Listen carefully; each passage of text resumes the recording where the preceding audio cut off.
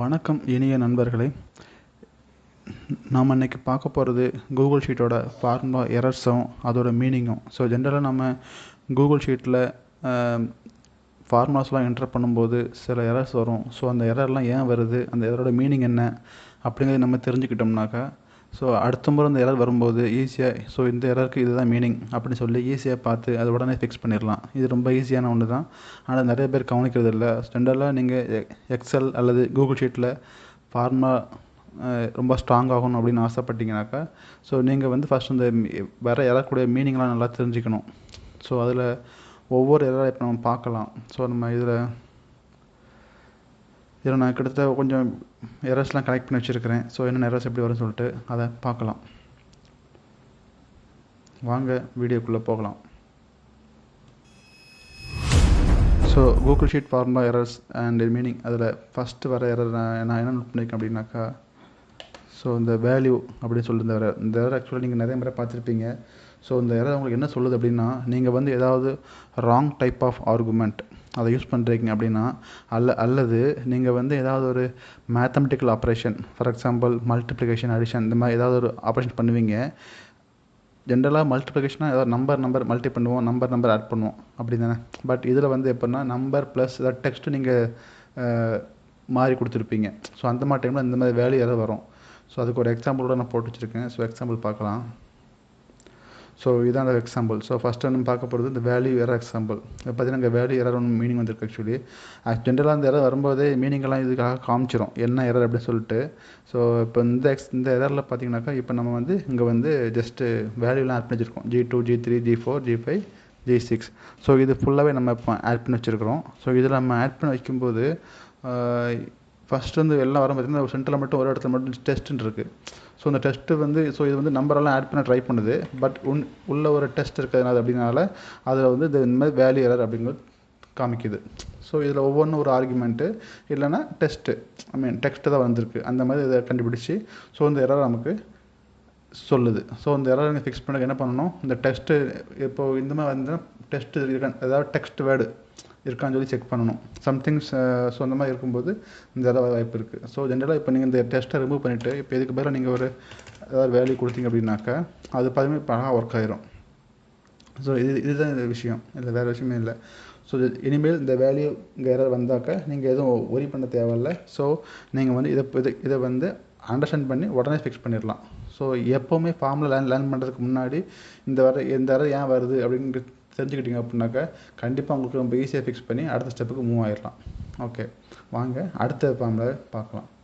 So அடுத்த error வந்து என்னன்னாக்கா இந்த டிவிஷன். இது ரொம்ப ஈஸியான எரர் தான். ஆக்சுவலி இது நம்ம எல்லாருக்குமே தெரிஞ்சிருக்கோம்.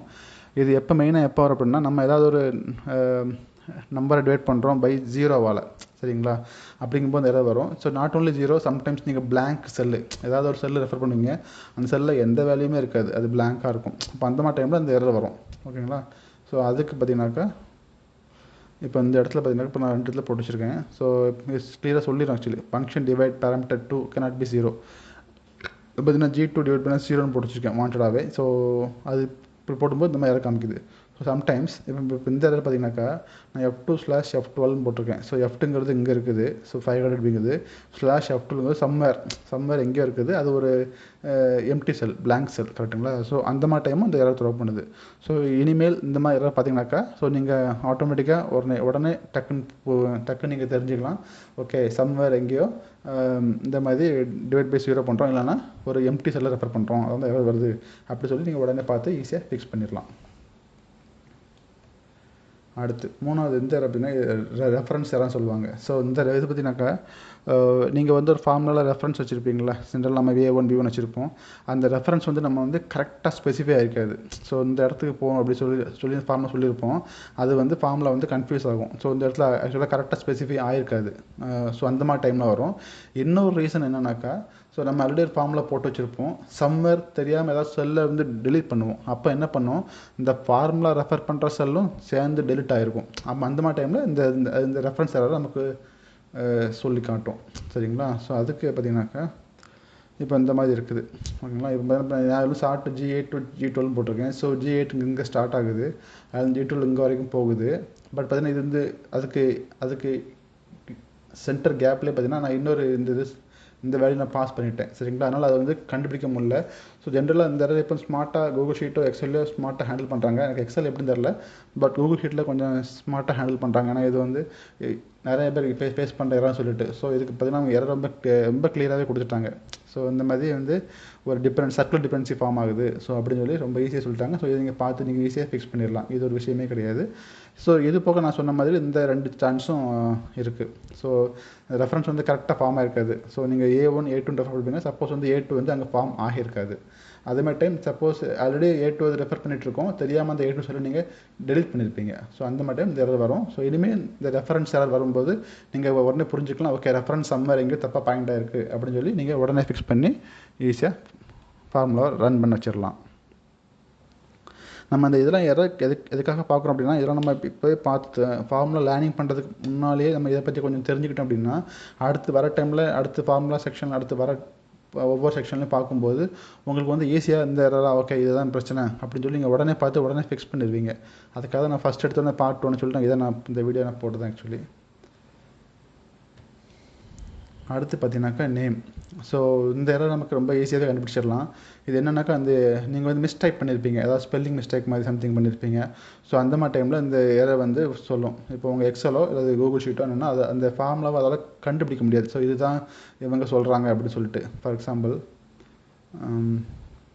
இப்போ இந்த நேம் பார்த்தீங்கன்னாக்கா இது பார்த்தீங்கன்னா அன்னோன் ஃபங்க்ஷன். அதாவது நான் இப்போ இந்த இதில் பார்த்தீங்கன்னாக்கா SU அப்படின்னு போட்டு M போடல. ஆக்சுவலி இது நான் வந்து ஒரு சம் ஃபங்க்ஷன் போட வேண்டிய பிளேஸ். ஆக்சுவலி நான் மறந்து வந்து M நான் மிஸ் பண்ணிட்டு நான் இதை மட்டும் கொடுத்துருக்குறேன்.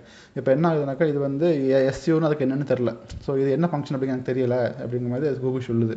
ஸோ நீங்கள் வந்து கரெக்டாக அது வந்து SU இது SU கிடையாது, SUM வரணும் அப்படின்னு சொல்லி நீங்கள் ஒரு M கொடுத்துட்டீங்கனாக்கா அது வந்து கரெக்டாக ஒர்க் அவுட் ஆயிரும்.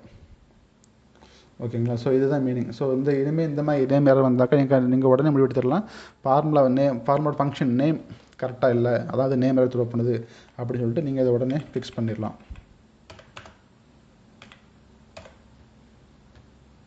ஓகே. ஸோ இப்போ நேம் தப்பாக டைப் பண்ணேன், ஸோ அந்த எரர் ஃபார்ம் ஆகுது. ஓகே. ஸோ நெக்ஸ்ட் ஒன் வந்து NA. ஸோ இந்த NAங்கிறது நாட் அப்ளிகபிள்னு சொல்லுவாங்க. ஜென்ரலாக இது வந்து எரர்னு சொல்ல முடியாது, ஆனால் நிறைய பேர் எரர்னு சொல்கிறாங்க. பட் ஏன் சொல்கிறாங்க அப்படின்னா இதை டிபெண்ட் பண்ணி இருக்கிற மற்ற ஃபார்முலாஸ் வந்து இதனால் ஃபெயில் ஆயிரும். அதனால் இதையும் ஒரு எரர் அப்படிங்கிற கேட்டகரிக்குள்ளே கொண்டு வந்துட்டாங்க. ஸோ மெயினாக இது எப்போல்லாம் வரும் அப்படின்னாக்க ஜென்ரலாக லுக்கப் ஃபார்முலா, எஸ்பெஷலி VLOOKUP. நம்ம இந்த VLOOKUP ஃபார்முலாவும் நிறைய போட்டிருப்போம், எக்ஸல் ஷீட் கூகுள் ஷீட்லாம் நிறைய போட்டிருப்போம். ஸோ அந்த மாதிரி டைம் போடும்போது இந்த எரர் வர வாய்ப்பு ரொம்ப ஜாஸ்தி. ஸோ இதை வந்து எப்படி ஹேண்டில் பண்ணணும் அப்படின்னாக்கா, ஸோ இந்த இப்போ நான் ஒரு VLOOKUP ஃபார்முலா போட்டிருக்கேன். ஸோ இது என்ன சொல்லுதுன்னா, நான் ரமேஷுங்கிற வேல்யூ என்னால் ஃபைண்ட் பண்ண முடியலை, நான் வந்து VLOOKUP போட்டு ரமேஷை ஃபைண்ட் பண்ணுங்கள் இந்த ரேஞ்சில் அப்படின்னு சொல்லி நான் சொல்லியிருக்கேன் இந்த VLOOKUP ஃபார்முலாவில். அது வந்து அந்த ரேஞ்சில் செக் பண்ணி பார்க்குது A5 to B5. ஸோ அந்த A5 to B5 செக் பண்ணும்போது அதால் வேல்யூ கண்டுபிடிக்க முடியலை. ஸோ அந்த மாதிரி டைம் இது நாட் அப்ளிகபிள் அப்படின்னு சொல்லுது. பட் இது வந்து நீங்கள் ஜென்ரலாக நீங்கள் ஃபார்முலா டைப் பண்ணும்போது ஸோ VLOOKUP சொல்லும்போதே நீங்கள் வந்து இந்த மாதிரி நாட் அப்ளிகபிள் அப்படிங்கிற வர மாதிரி இருந்துச்சுனாக்கா நீங்கள் என்ன பண்ணலாம், கொஞ்சம் டிஃப்ரெண்ட்டாக காமிக்கிறதுக்கு நாட் ஃபவுண்ட், நாட் மேட்சிங் அப்படிங்கிற மாதிரி நீங்கள் எரரை வந்து காமிச்சிக்கலாம். ஸோ அந்த மாதிரி டைம் இது வந்து எரரை ஹேண்டில் பண்ணாது. ஸோ இந்த செல்லை டிபெண்ட் பண்ணி இருக்கிற மற்ற செல்லோட ஃபார்முலாஸ் வந்து ஒர்க் ஆக ஆரம்பிச்சிடும். பட் இந்த மாதிரி நீங்கள் இந்த நாட் ஃபவுண்ட், நாட் டிபெண்டன்சி அப்படிங்க ஏதாவது டெக்ஸ்ட் கொடுக்காம மற்ற செல் டிபெண்டாக இருந்ததுனாக்கா மற்ற ஃபார்முலாஸும் இதனால் அடி வாங்கும். இது ரொம்ப கன்ஃபியூஸ் பண்ணும். அதனால் இந்த நாட் அப்ளிகபிள் அப்படிங்கிற ஃபார்முலா வரும்போது மட்டும் கொஞ்சம் க்ளவராக ஹேண்டில் பண்ணிடுங்க. இந்த not found, not matching, not found அப்படி ஏதாவது கொஞ்சம் நீட்டாக தெரிகிற மாதிரி. ஓகே. ஸோ அடுத்து வந்து எரர். இந்த எரருங்கிறது வந்து ஜென்ரலாக இந்த ஃபார்முலா பாஸ் பண்ணுவோம்ல, இன்புட்டு ஜென்ரலாக பாஸிங் எரர்னு சொல்லுவாங்க ரொம்ப சிம்பிளாகவே. ஸோ அந்த ஃபார்முலா நம்ம உள்ள ஏதாவது இன்புட் பாஸ் பண்ணும்போது கரெக்டாக பாஸ் பண்ண மாட்டோம். ஸோ அது வந்து ஒரு சில ஆர்குமெண்ட் எக்ஸ்பெக்ட் பண்ணோம், பட் நம்ம வந்து அதை கரெக்டாக இன்புட் கொடுக்குறதுனால அது இந்த எரரை த்ரோ பண்ணோம். ஸோ எக்ஸாம்பிள் என்ன அப்படின்னாக்கா, ஸோ இந்த இடத்துல பார்த்தீங்கன்னாக்கா இப்போ நான் இந்த இடத்துல ஒரு எரர் வச்சுருக்கேன். So formula parse error. So என்ன பாஸ் எரர் அப்படின்னு பார்த்தீங்கன்னாக்கா, இப்போ நான் சம் ஃபங்க்ஷன் நேம் வந்து கரெக்டாக போட்டிருக்கேன். அதனால் வந்து நேம்ங்கிற எரர் காமிக்கலை. எப்போ நேம்ங்கிற எரர் காமிக்கும், ஃபங்க்ஷன் நேம் தப்பாக இருந்தால் நேம்ங்கிற எரர் காமிக்கும். ஸோ இங்கே ஃபங்க்ஷன் நேம் கரெக்டாக இருக்குது, உள்ளே கொடுத்துக்கிற இன்புட்டும் தப்பாக இருக்குது. அதாவது நான் G2 கோலன் வச்சு கொடுக்கணும், கரெக்டுங்களா. ஸோ G2 கோலன் கொடுக்காம நான் கொடுத்ததுனால இது வந்து formula input parse error input தப்பாக கொடுத்துருக்கேன், அதனால் இன்புட் பார்ஸ் எரர், அதனால் அது இந்த மாதிரி எரர்னு சொல்லி காமிக்குது. ஸோ இதை நீங்கள் சால்வ் பண்ணுறதுக்கு இந்த மாதிரி உள்ளே போய்ட்டு ஸோ இப்படி போட்டிங்கனாக்கா அது சால்வ் ஆயிரும். ஸோ அதாவது இன்புட் நீங்கள் கரெக்டாக கொடுத்தீங்கன்னா சால்வ் ஆயிரும். ஸோ நான் சொல்கிறது பேசிக் ஃபங்க்ஷன், சம் ஃபங்க்ஷன். இதே இந்த மாதிரி நிறையா ஃபங்க்ஷனில் இந்த மாதிரி பிரச்சனை வரும். ஸோ நீங்கள் அதை கரெக்டாக பார்த்து இன்புட் கரெக்டாக பாஸ் பண்ணியிருக்குமா அப்படின்னு சொல்லி பார்த்து ஃபிக்ஸ் பண்ணிட்டீங்கன்னா அது ஃபிக்ஸ் ஆயிரும். ஓகேங்களா? ஸோ இவ்வளோ தான் எனக்கு தெரிஞ்ச மெயின் எரர் ஆக்சுவலி. ஸோ இதுதான் மெயினாக நம்ம எக்ஸலில் ஃபார்மர்ஸ்லாம் டீல் பண்ணும்போது இந்த எரர் நிறையா வரும். நம்ம இந்த டீட்டெயில் நம்ம இப்போ தான் ஃபஸ்ட்டு பார்ட் 1 போட்டிருக்கோம். இதுமாதிரி பார்ட் 2 பார்ட் 2 வரிசை வரும். நம்ம வந்து முக்கியமான ஃபார்முலாஸ் எல்லா ஃபார்முலாஸையும் நம்ம கவர் பண்ணுவோம். கவர் பண்ணிவிட்டு அப்புறம் ஸ்கிரிப்ட். ஸோ எக்ஸலில் வந்து விபிஏ சொல்லுவாங்கள்ல, விபிஏ அந்த அதேமாரி மேக்ரோ, அதேமாரி இங்கே வந்து கூகுள் ஷீட்டில் வந்து ஸ்கிரிப்ட் போட்டிருக்காங்க. ஸோ அது நல்லாவே இருக்குது. ஸோ நான் என்னோடய ப்ராஜெக்ட்டில் யூஸ் பண்ணிகிட்ருக்கேன். ஸோ நல்லாயிருக்கு. ஸோ அதையும் நம்ம ஃபுல்லாக கவர் பண்ணலாம். ஸோ ஒரு பெரிய ப்ராஜெக்ட், நீட்டாக பெரிய ப்ராஜெக்டே வச்சு பண்ணலாம். நம்ம அடுத்து வர ஒவ்வொரு டீட்டெயிலையும் ஒவ்வொன்றா கவர் பண்ணுவோம். முக்கியமான ஃபார்முலாஸ் தான் பார்க்க போகிறோம். எல்லா ஃபார்முலாஸும் நம்ம பார்க்க போகிறது இல்லை, முக்கியமான ஃபார்முலாஸ் மட்டும். சரிங்களா? ஓகே.